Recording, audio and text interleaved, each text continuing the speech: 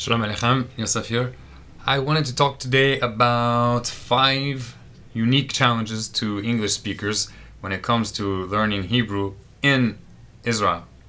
So the first challenge is the social challenge. The fact is that Israel has many entire communities that are full of native English speakers, and especially in Jerusalem, in the religious communities. So the best way to avoid this particular challenge to integrating into Israeli society is to avoid moving into a community which is predominantly or even significantly English speaking.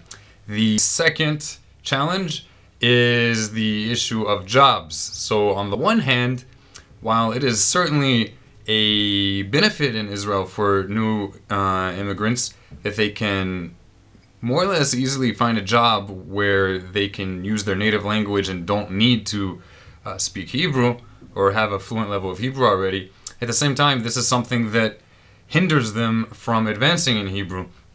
So although it is a great way of easing into life in Israel, in the long term, it's not really so good if you want to fully integrate.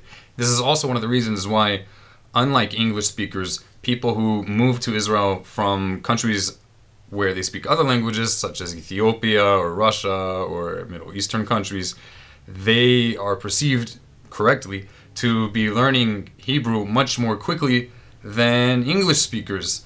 And unfortunately for the English speaker in Israel who has lived here for decades and still doesn't yet know how to have a normal conversation in Hebrew, it gives many Israelis the wrong impression that for some reason Americans happen to, people of English-speaking countries, gives Israelis the wrong impression that English speakers must have like a mental handicap when it comes to learning new languages, when it's not so. The fact is that using English is so practical in Israel that it's impractical for learning Hebrew.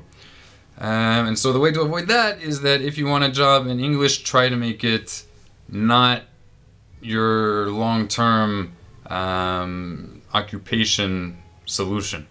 The third challenge, I don't think it's such a big challenge, but it's also definitely a challenge to learning Hebrew, and that's the fact that virtually every single public sign for transportation or Israeli government offices and even non-government offices and companies have both Hebrew and English, at least Hebrew and English. That is the vast majority of such signs. So when you're trying to get somewhere, it's great if you're a visitor from an English-speaking country. It's great if you're trying to work out quirks in your aliyah process. But in the long term, if you continue to rely on the English side of these signs, which appear everywhere, that's also going to be another stumbling block in learning Hebrew. So although it's a good thing, again, too much of a good thing can be bad.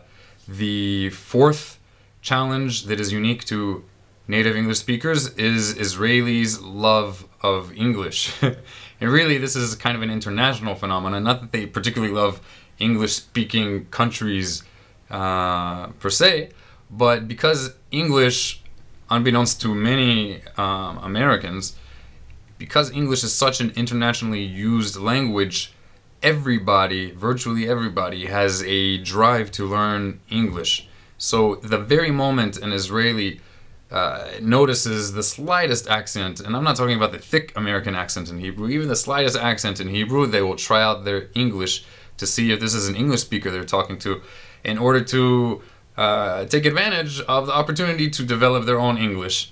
And believe me, as somebody who, although I don't have native speaking level, I definitely have fluency in Hebrew and can definitely have a conversation about virtually anything. And despite that, it is a weekly occurrence that someone, even after knowing that they can hold a conversation with me in Hebrew, they still try at every chance possible to speak with me in English, even if their English is terrible. Sometimes it's cute though.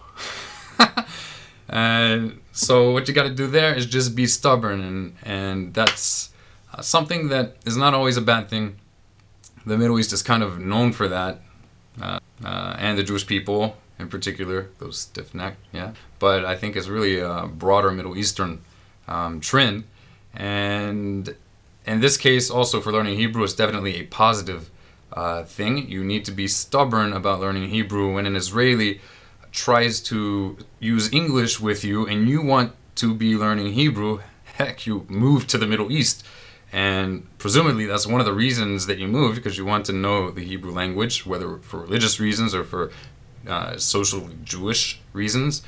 You need to be stubborn in your adamancy that you're going to continue to use every opportunity to learn Hebrew and not English. So what I say, and I said it just an hour ago, is I answer them in Hebrew even though they're already speaking to me in English, and I tell them, I love you, man. And they know I'm not completely serious, but it gives them the idea, you know, it gives the message across. I'm like, hey, I love you, man, but I gotta go. I mean, I've been here for so and so amount of years, and you know, we could talk in Hebrew. I don't want to talk to you in English. If you want to learn English or practice your English, go to school or pay me, you know? That's it. And usually they will then switch back to Hebrew, assuming your Hebrew is good enough that you can have a conversation. Yeah, and for those who don't have Hebrew that's good enough for having a conversation, this is where immersion comes in. You need to put yourself in a situation where you're around Hebrew speakers that barely know English at all, or know English less than you know Hebrew, so that you will depend on your knowledge of Hebrew rather than their limited knowledge of English. And I did this by attending Israeli yeshivot, religious schools, and by only spending Shabbatot, the first, even still pretty much, every single Shabbat I spent with his Israeli families, and I could count on one hand the amount of times I went to English-speaking families my first 8 years in Israel. I also made a point to go through the entire weekly Torah portion in Hebrew twice, even though it took me forever at first, as well as the Aramaic at least once. You just have to push yourself. If you want something, nothing should get in your way.